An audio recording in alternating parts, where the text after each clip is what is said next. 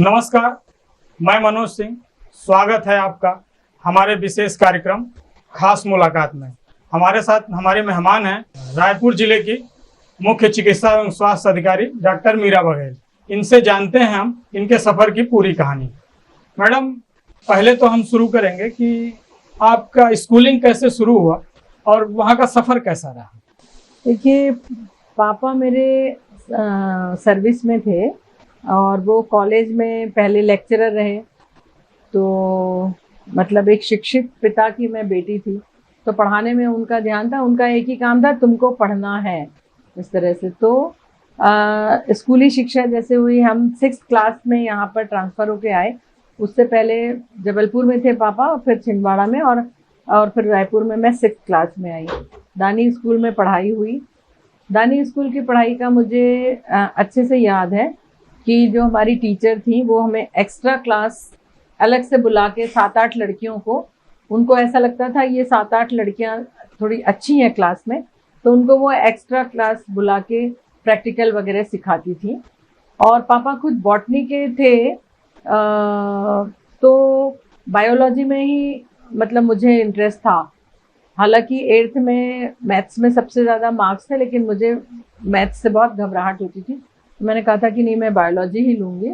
और घर पे ये भी था, माँ ने बचपन से बोल रखा था कि तुमको हम डॉक्टर बनाएंगे। तो उन दिनों बायोलॉजी लेके ही डॉक्टर बनते थे, मतलब आजकल जैसे मैथ्स और बायो लेके बनते हैं ऐसा नहीं था। बायोलॉजी जो लेगा वो डॉक्टर बनेगा, ऐसा। तो हमने बायोलॉजी लेके पढ़ाई की और पीएमटी होता था उन दिनों। पहली बार में तो नहीं हुआ, लेकिन दूसरी बार में फिर हमारा सिलेक्शन हुआ और रायपुर मेडिकल कॉलेज में फिर हमने पढ़ाई की। हम पूरी तरह से हिंदी मीडियम के स्टूडेंट थे, तो मेडिकल की पढ़ाई पूरी तरह से इंग्लिश की किताबें रहती थी। तो बहुत दिक्कतें आई कि हमें बहुत सारी चीज़ें का मतलब ही नहीं समझ में आता था, कि क्या तो डिक्शनरी लेके रखना पड़ता था और डिक्शनरी से हम उसका मतलब देखते थे, तो हमारा बहुत टाइम जाया होता था इस डिक्शनरी से शब्दों का मतलब ढूंढने में। और फिर भी हमने मेडिकल की पढ़ाई बिना एक भी साल फेल हुए पूरी की। और पढ़ाई करने के बाद इंटर्नशिप और हाउस जॉब, और फिर उसके बाद तुरंत ही जॉब का भी ऑफर आ गया, तो हमने जॉब ले लिया और बाद में फिर हमने पीजी की। 40 साल पहले आप प्रोफेशन में आए थे, तो जब विद्यार्थी जीवन में थे तो ये लगा कि कभी कि भाई डॉक्टर ना बने, कोई दूसरा प्रोफेशन चूज कर लें, या डॉक्टर बनने के पीछे का वजह क्या था? डॉक्टर बनने की वजह थी कि माँ एक बार हॉस्पिटल गई। तो हम बहुत छोटे थे उस समय, मतलब मुश्किल से 7वीं 8वीं में ही रहे होंगे। तो वहाँ पर मुझे जो नर्स थी वो बहुत ही मतलब वो ग्रेसफुल लगी। वो बड़ा सा कैप ऐसे लगाई थी वाइट कलर का, और पूरा वाइट कलर का उन्होंने स्कर्ट और ऐसा पहना था, और ट्रे में ऐसे दवाई लेके जा रही थी। तो पूरे हॉस्पिटल में वो मुझे बहुत ग्रेसफुल लगी। तो मैंने माँ को उस समय बोला, मम्मी मुझे भी ऐसे ही बनना है। तो वहीं पे माँ ने डांट लगाई, बोले तुमको ये नहीं बनना, तुमको डॉक्टर बनना है। तब समझ में, अच्छा अच्छा।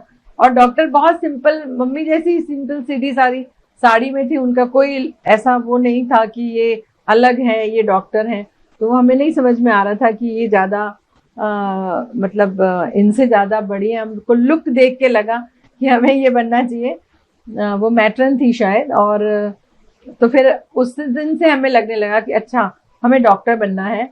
उन दिनों ऐसा नहीं था कि आपकी चॉइस, कि बच्चे जो चाहते हैं वो बने, ऐसा माहौल मुझे नहीं लगता कि उन दिनों था। उन दिनों तो ये था, माँ बाप ने कहा आपको डॉक्टर बनना है, हम भी तैयार हो गए कि हमें डॉक्टर बनना है, और हम फिर डॉक्टर बन भी गए।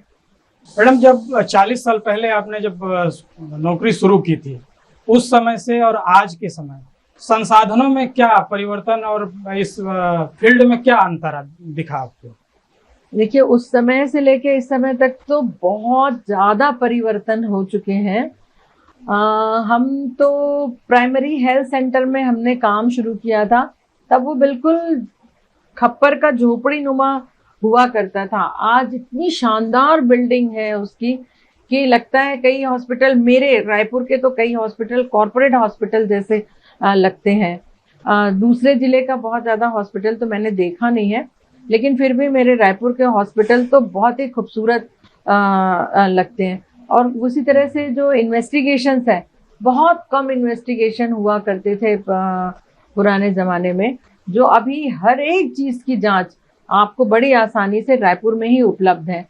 मुझे अच्छे से याद है जब जगदलपुर में मेरी पोस्टिंग थी, तो जो माताएं, गर्भवती माताएं जो आती थी जिनको खून की आवश्यकता थी, मात्र 1 साल में 3 महिलाओं को मैंने अपनी नज़र में 3 दिन तक के तड़पते हुए टेबल पे देखा कि क्यों तड़प रही है, उनका ऑपरेशन करना है, ऑपरेशन नहीं हो पा रहा है, क्यों? क्योंकि ब्लड नहीं है, खून नहीं है। और हम उनका सुबह शाम बीपी लेते थे और छोटी मोटी और जांच कर देते थे, और मतलब ये इंतजार, फिर अगले दिन जब ड्यूटी पे आते थे तो देखा कि अच्छा ठीक है, अब ये खत्म हो गई है, सिर्फ इसलिए इंतजार में कि ब्लड कहीं नहीं मिला। तो ये बहुत दुखद है, मैं इस घटनाओं को बिल्कुल भी नहीं भूल सकती। आज ऐसे बिल्कुल भी बात नहीं है, आसानी से ब्लड मिलता है, आसानी से सारी जांचें होती हैं, आसानी से ऑपरेशन हो जाते हैं। और अभी मैं आपको बताऊं तो रायपुर में मेरे आने के पहले सिर्फ जिला अस्पताल में और तिल्दा ब्लॉक में एक ही सीएससी में ऑपरेशन होता था, जो अब 8 जगह ऑपरेशन शुरू हो गए।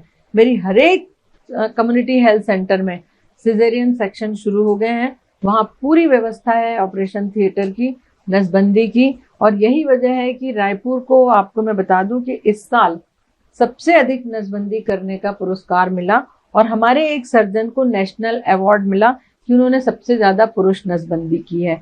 तो सबसे ज़्यादा चिकित्सक इसलिए कर पाए हैं क्योंकि हर जगह उनको ऑपरेशन थिएटर की सुविधा मिली है। तो ये बहुत अच्छी बातें अभी रायपुर में हो रही हैं। आप लंबे समय तक ग्रामीण क्षेत्रों में भी काम किए हैं, शहरी क्षेत्रों में भी काम किए हैं, तो दोनों के कंपैरिजन में आपको अच्छा काम कहाँ लगता है कि कहाँ पे ज्यादा काम करना चाहिए? देखिए, गांव में डॉक्टर की बहुत ज्यादा जरूरत है। आज जितने भी डॉक्टर आते हैं, कहीं ना कहीं से अप्रोच लगा के वो सिर्फ रायपुर शहर में रहना चाहते हैं, जबकि चिकित्सक बनते समय आपने कितनी मेहनत की है, आपने वो दिन रात की पढ़ाई की है, और जिन लोगों को आपकी आवश्यकता है, और गांव में चिकित्सकों की बहुत ज्यादा आवश्यकता है। आपके नहीं होने से, शिक्षित चिकित्सकों के ना होने से गांव में लोग झोला छाप डॉक्टर के पास जाते हैं, और बीमारी जब गंभीर हो जाती है तब थक हार के वो रायपुर आते हैं, और अचानक वो किसी प्राइवेट बड़े हॉस्पिटल में भर्ती हो जाते हैं, जहां जब कार्ड का सारा पैसा खत्म हो जाता है तो मुझसे बोला जाता है अब इनको आप मेडिकल कॉलेज में या किसी सरकारी संस्था में ले जाइए। तो ये चीजें हैं। वहाँ यदि एक पढ़ा लिखा चिकित्सक, एमबीबीएस डॉक्टर उनको देख के, सही गाइडेंस दे के सही जगह में भेजेगा तो लोगों की जान भी बचेगी, पैसे भी बचेंगे। तो मैं सबको ये बताना चाहती हूँ कि गांव में आपकी बहुत ज्यादा आवश्यकता है। बहुत रिस्पेक्ट मिलता है आपको गांव के वालों से कि आप आते हैं और उनको देखते हैं, उनकी समस्याओं को सुनते हैं और उनकी बीमारियों को आप ठीक करते हैं। तो गांव में काम करने का अलग मजा है, आपकी पहचान बनती है वहां से। रायपुर इतना बड़ा शहर है, इतने डॉक्टर हैं वहां पे कि छोटे मोटे डॉक्टर को तो कोई लोग पहचानते भी नहीं है। तो अगर आपको अपनी पहचान बनाना है, अपना नाम करना है, तो निश्चित रूप से आप गांव में जाइए, गांव में सेवाएं दीजिए, लोगों को भी फायदा होता है, आपकी शिक्षा का भी जो पढ़े हैं उसका फल मिलता है। कोरोना महामारी से निपटना हमारे लिए एक बहुत बड़ी चुनौती थी, और आपको ये जिम्मेदारी निभाने का मौका भी मिला था, तो इसका ये सामना कैसे आप किए, इन चुनौतियों से कैसे निपटे आप? देखिए, कोरोना जब आया सबके लिए अनजान था, सबके लिए नया था, लेकिन प्रशासन का बहुत ज़्यादा सहयोग मिला। हमारे उस समय जो डायरेक्टर थे, उस समय जो सचिव थे, सेक्रेटरी थे, वो सब डायरेक्ट मुझसे बात करके मुझे सिखाते जाते थे कि ये करना है, ये करना है। और जिला प्रशासन जिसमें कलेक्टर थे, सीओ थे, ये सब लोगों ने मिलके भरपूर सहयोग मुझे दिया कि ये काम करना है, और रात दिन हम लोग एक करके। और साथ में मेरे जो असिस्टेंट है, जो खासकर मैं बोलना चाहूँगी कि हमारा जो डीपीएम है और नीचे के जो स्टाफ है, वो उन्होंने सब ने मिलके रात दिन एक करके पूरा काम किया और हमने एक एक जगह मतलब लोगों के लिए भर्ती होने की सुविधा की, ऑक्सीजन की सुविधा की, दवाइयों की सुविधा की। नगर निगम का इसमें बहुत बड़ा रोल था कि हम दवाइयों के पैकेट्स तैयार करते थे और वो घर घर जाके पहुंचाते थे, और किसको दवाई देना है ये जिला प्रशासन ने एक की ड्यूटी लगा रखी थी। तो वो यहाँ से यहाँ तक दवाई जाना है, दवाई की पूर्ति हमें करनी होती थी, लेकिन बांटना है और किसको देना है तो ये जिला प्रशासन और नगर निगम करता था। तो ये सभी विभागों ने मिलकर रात दिन एक करके काम किया, पूरा सहयोग मुझे दिया, तभी हम कोरोना से लड़ पाए हैं।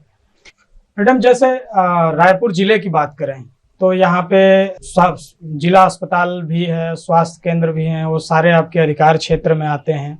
तो आपके आने के पहले यहाँ की स्थिति क्या थी और आपके आने के बाद क्या बदलाव हुआ यहाँ पे?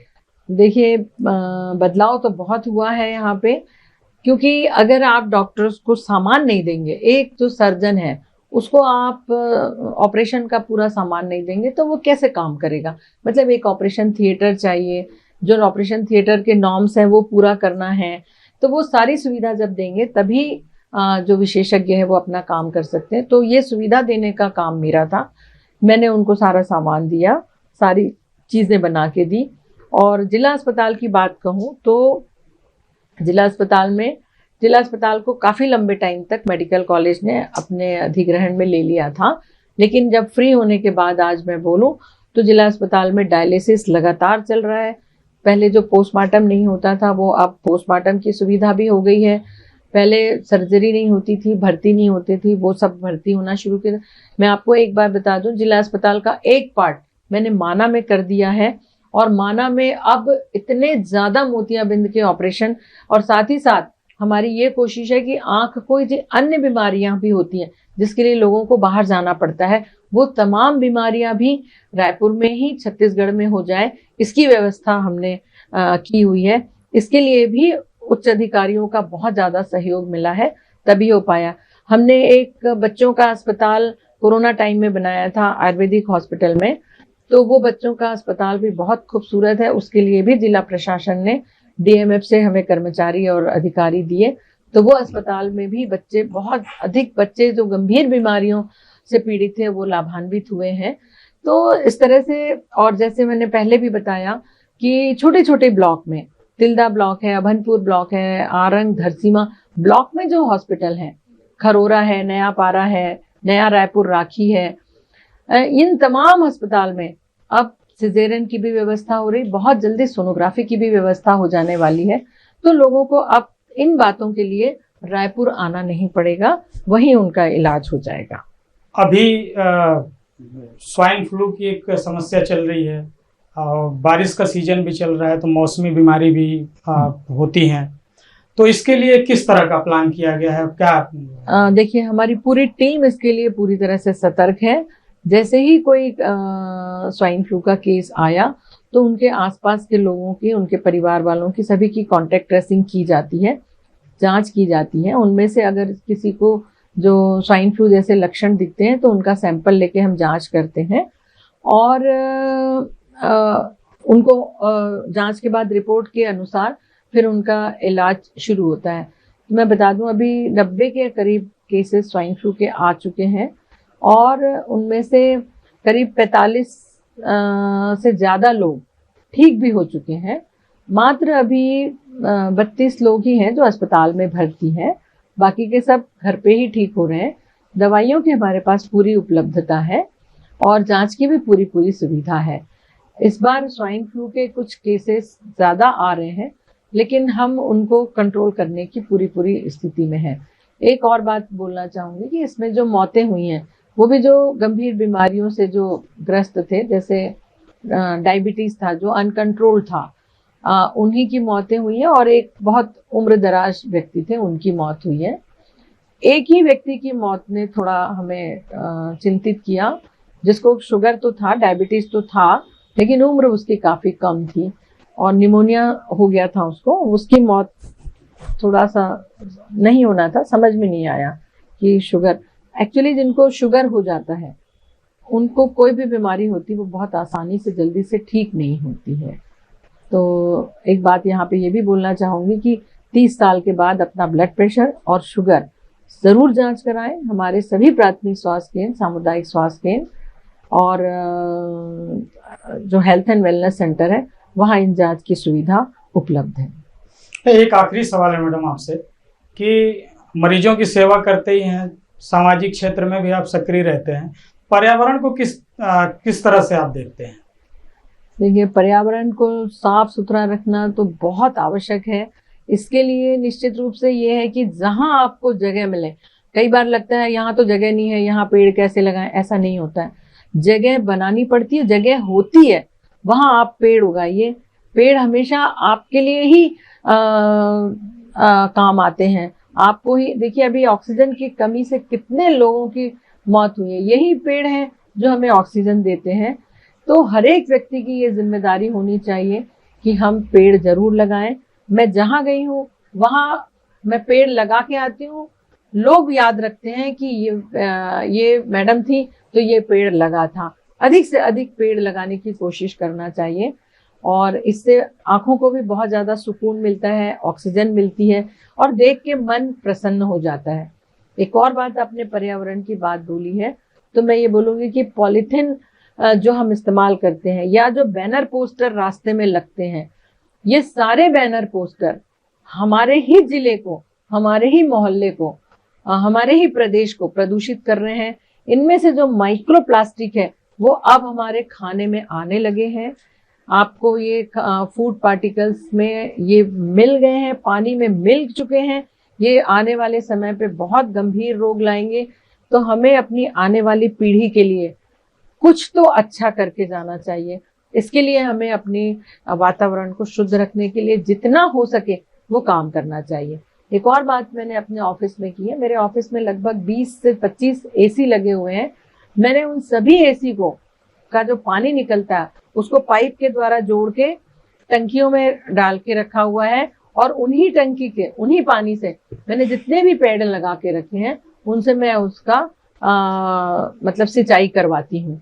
तो एसी का जो बहुत अधिक मात्रा में पानी निकलता है और जो पूरी तरह से बर्बाद हो जाता है, बल्कि गड्ढे भर जाते हैं जिसमें मच्छर और पैदा होते हैं, तो उनको आप इकट्ठा करिए और जो पेड़ आपने लगा के रखे हैं उसी पानी से आप उनकी सिंचाई करिए। और मैं अपने ऑफिस में अभी जो सोलर पैनल भी लगवाने वाली हूँ ताकि हम सूर्य की एनर्जी से ही अपनी इलेक्ट्रिसिटी पैदा करें और जो इलेक्ट्रिसिटी बिल बहुत ज़्यादा आता है वो कम करें। घर में हम लोगों ने लगवा लिया है और अब हम इसको ऑफिस में लगवाने की तैयारी कर रहे हैं। तो इस तरह से हम पर्यावरण की सुरक्षा जितना हो सके उतना करें। हमारे कार्यक्रम में शामिल होने के लिए आपका बहुत बहुत धन्यवाद। हमारे विशेष कार्यक्रम खास मुलाकात में आज बस इतना ही। अगले अंक में विशेष शख्सियत से फिर मुलाकात होगी। नमस्कार।